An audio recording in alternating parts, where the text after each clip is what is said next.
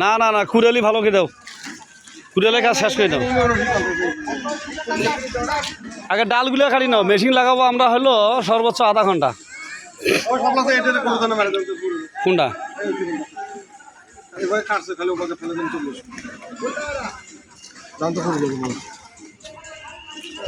রশিয়াকে process করো।